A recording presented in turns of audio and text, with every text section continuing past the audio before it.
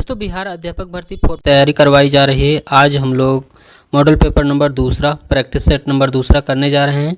सामान्य अध्ययन के लिए जो आपका 40 मार्क्स का क्वेश्चन पूछे जाते हैं, चाहे जूनियर अध्यापक हो, टीजीटी या पीजीटी के लिए हो। दोस्तों टीआरई 2.0 और 3.0 में टोटल 10 क्वेश्चन मैथ के क्वेश्चन पूछे गए हैं। 40 क्वेश्चन में 10 क्वेश्चन मैथ के, बाकी 30 क्वेश्चन सामान्य अध्ययन के क्वेश्चन पूछे गए हैं। तो दोस्तों इस सेट में भी 10 क्वेश्चन दिए हुए हैं। तो हम लोग क्वेश्चन नंबर 11वां से शुरू करेंगे, जो आपका सामान्य अध्ययन का क्वेश्चन है। तो बिना देरी किए हुए अब हम लोग शुरू करते हैं। निम्नलिखित में से बंगाल के किस राष्ट्रीय आंदोलन में तिरंगे झंडे को अभिकल्पित किया गया था? तो 11 नंबर का जो ऑप्शन है इसमें, पहला है खिलाफत आंदोलन, बी है भारत छोड़ो आंदोलन, सी है सविनय अवज्ञा आंदोलन, डी है उपर्युक्त में से एक से अधिक, और ई है उपर्युक्त में से कोई नहीं। तो 11 नंबर का जो राइट आंसर हो जाएगा उपर्युक्त में से कोई नहीं होगा, क्योंकि स्वदेशी आंदोलन के दौरान तिरंगे झंडे की अभिकल्पना की गई थी और पहला राष्ट्रीय ध्वज जो फहराया गया था उस 7 अगस्त 1906 को ग्रीन पार्क में फहराया गया था, जिससे पहले पारसी बगाड़ चौक के नाम से जाना जाता था और यह गैर आधिकारिक था। बाद में 1907 में दूसरा राष्ट्रीय ध्वज पेरिस में मैडम भिकाजी कामा के द्वारा फहराया गया है और अब तक 6 बार भारतीय ध्वज को परिवर्तित किया जा चुका है। वहाँ है बाल गंगाधर तिलक को वैलेंटाइन सिरोल द्वारा के रूप में वर्णित किया गया था। ऑप्शन है शांति प्रिय व्यक्ति, बी है भारतीय अशांति के जनक, सी है क्रांतिकारी विचारों के जनक, डी है उपर्युक्त में से एक से अधिक, और ई है उपर्युक्त में से कोई नहीं। तो 12 नंबर का जो राइट आंसर हो जाएगा इसमें भारतीय अशांति के जनक, इसका बी ऑप्शन राइट आंसर हो जाएगा। क्वेश्चन नंबर 13 है ब्रिटिश सरकार द्वारा भेजे गए साइमन कमीशन का बहिष्कार किया गया क्योंकि सदस्यों के बीच मतभेद थे।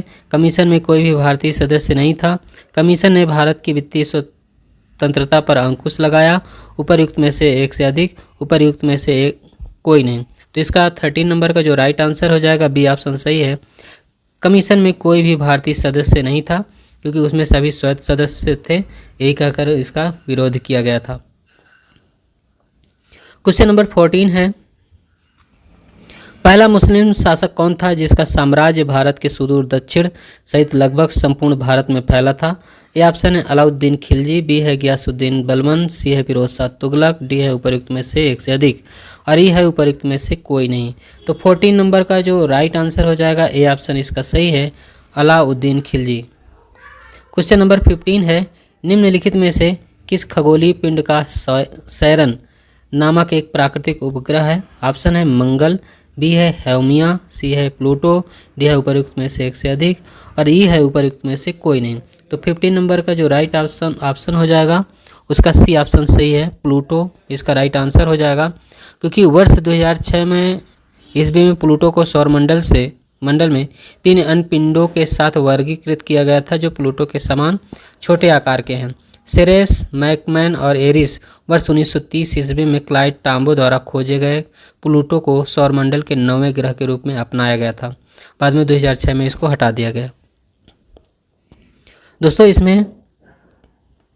इस सेट में जितने भी प्रैक्टिस सेट हैं, इस सेट में जितने भी क्वेश्चन हैं, आपको अलग से जो पॉइंट बताए जा रहे हैं इसमें आपको एक्सप्लेनेशन के दिए हुए हैं, व्याख्या के पीछे जो पॉइंट टू पॉइंट दिए हैं वही पॉइंट आपको बताए जा रहे हैं। आगे क्वेश्चन है निम्नलिखित में से कौन गोंडवाना लैंड का हिस्सा नहीं था? जो हिस्सा नहीं था आपको उसको बताना है।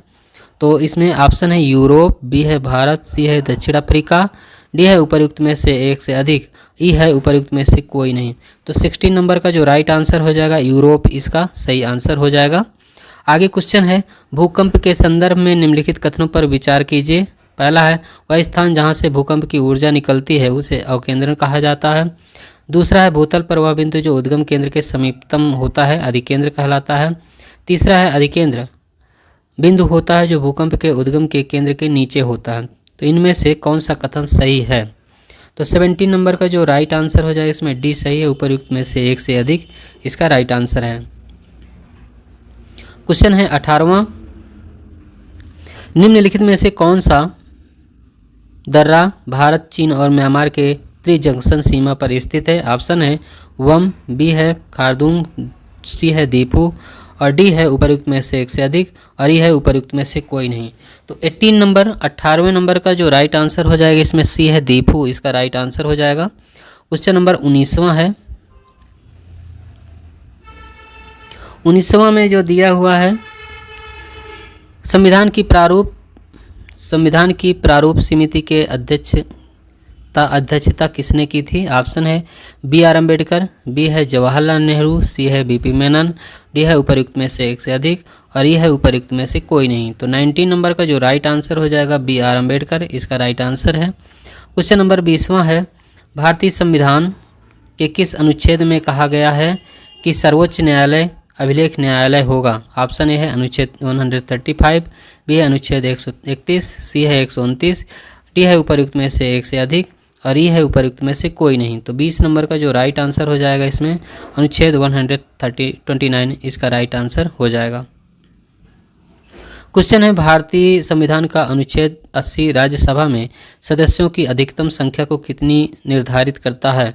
ऑप्शन है 250, बी है 238, सी है 240, उपयुक्त में से एक से अधिक और उपयुक्त में से कोई नहीं।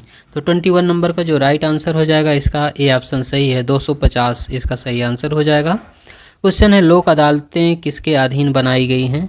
ऑप्शन है कानूनी सुलह के अधिनियम, बी है विधि सेवा प्राधिकरण अधिनियम, सी है न्याय अधिनियम का प्रशासन, डी है उपयुक्त में से एक से अधिक और ई है उपयुक्त में से कोई नहीं। तो 22 नंबर का जो राइट आंसर हो जाएगा इसमें बी ऑप्शन इसका सही है, विधिक सेवा प्राधिकरण अधिनियम। क्वेश्चन नंबर 23 है।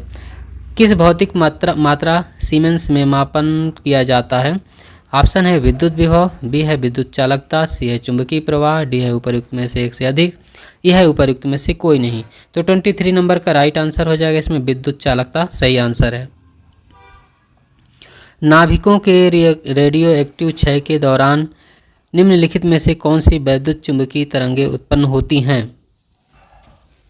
ऑप्शन है गामा किरणें, बी है परावैंगनी किरणें, सी है सूक्ष्म तरंगे, डी है उपयुक्त में से एक से अधिक और ये है उपयुक्त में से कोई नहीं। तो 24 नंबर का इसमें जो राइट आंसर हो जाएगा गामा किरणें इसका सही आंसर है। क्वेश्चन नंबर 24 है। निम्नलिखित में से किस परिवर्तन को व्युत्कृत नहीं किया जा सकता है? ए है एक रबर बैंड को खींचना और उसके सामान्य आकार में वापस लाना, बी है रोटी की लोई को बेलन और तवे पर सेंकना, सी है गुब्बारे को फटने की सीमा तक फुलाकर उसके आकार में वृद्धि करना और डी है उपयुक्त में से एक से अधिक, ई है उपयुक्त में से कोई नहीं। तो 25 नंबर का जो राइट आंसर हो जाएगा रोटी की लोई को बेलना और तवे पर सेंकना। क्वेश्चन नंबर 26 है। 26 में है लोहे के अयस्क से लोहा विनिर्मित करने की प्रक्रिया को क्या कहते हैं? ऑप्शन है ऑक्सीकरण, बी है अपचयन, सी है विद्युत अपघटन और डी है उपयुक्त में से एक से अधिक, आई है उपयुक्त में से कोई नहीं। तो 26 नंबर का जो राइट आंसर हो जाएगा अपचयन इसका राइट आंसर हो जाएगा। आगे क्वेश्चन नंबर 27 है। निम्नलिखित में से क्षार स्रोत का कौन सा जोड़ा सही ढंग से मेल खाता है? ऑप्शन है कैल्शियम हाइड्रोक्साइड साबुन, बी है सोडियम हाइड्रोक्साइड चूने का पानी, सी है ammonium hydroxide window cleaner, D है उपयुक्त में से एक से अधिक, ई है उपयुक्त में से कोई नहीं। तो 27 इसका 27 नंबर का जो राइट आंसर हो जाएगा इसका सी ऑप्शन इसका सही है, ammonium hydroxide window cleaner. 28 number है। पैलियोंटोलॉजी नामक संकाय इनमें से किसके अध्ययन से संबंधित है?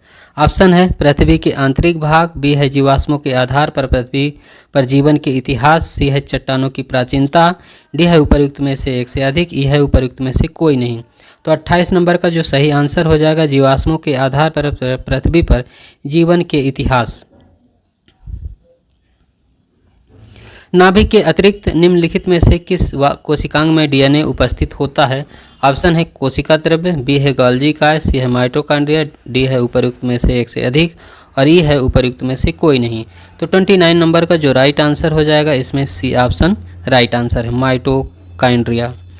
क्वेश्चन नंबर 30वां है। निम्नलिखित में से क्या एक आनुवांशिक विकार नहीं है? ए ऑप्शन है डाउन सिंड्रोम, बी है वर्णांधता, सी है एड्स, डी है उपर्युक्त में से एक से अधिक, ई है उपर्युक्त में से कोई नहीं। तो 30 नंबर का जो राइट आंसर हो जाएगा सी ऑप्शन इसका सही, एड्स। देव दीपावली नामक त्यौहार इनमें से किस शहर को में मनाया जाता है?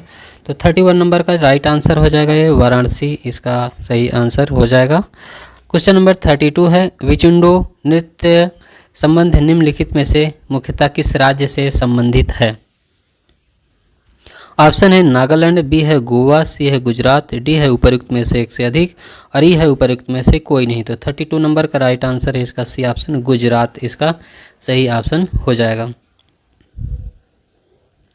क्वेश्चन नंबर 33 निम्नलिखित में से कौन सा भारतीय शहर कलमकारी चित्रकला के लिए प्रसिद्ध है? कलमकारी चित्रकला के लिए जो प्रसिद्ध शहर है इसका राइट आंसर हो जाएगा इसमें ऑप्शन जो दिए हैं विशाखापत्तनम, गोलकुंडा, काकीनाडा, उपर्युक्त में से एक से अधिक और उपर्युक्त में से कोई नहीं। तो 33 का राइट आंसर है इसमें उपर्युक्त में से कोई नहीं, क्योंकि कलमकारी एक प्रकार का हाथ से पेंट या ब्लॉक प्रिंटेड सूती कपड़ा है। भारतीय राज्य आंध्र प्रदेश के मुसलीपट्टनम और तेलंगाना में उत्पादित होता है।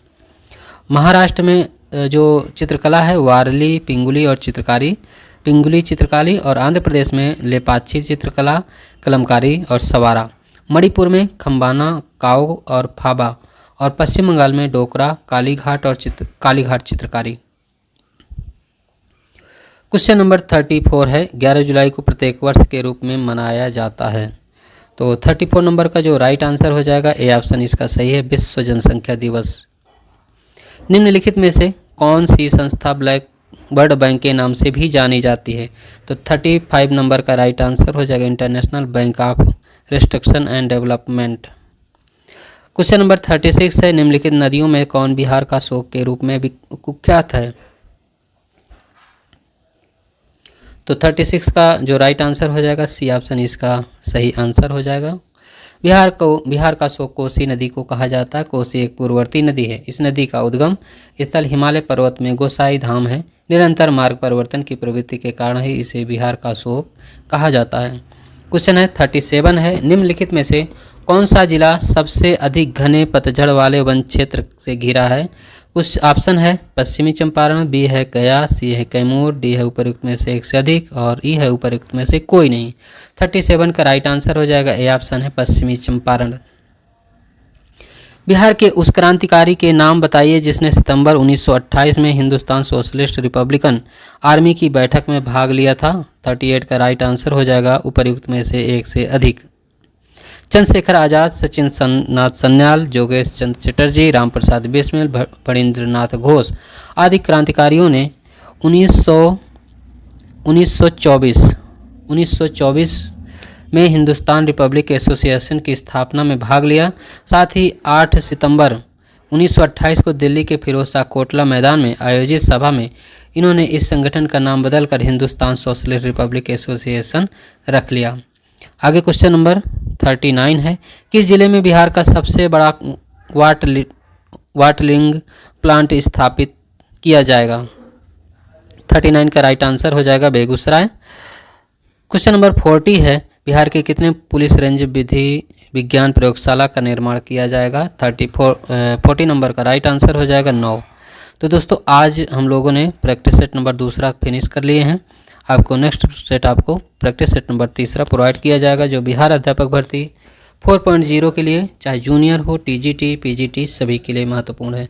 तो दोस्तों आज का वीडियो यहीं तक। पूरा वीडियो देखने के लिए बहुत बहुत धन्यवाद।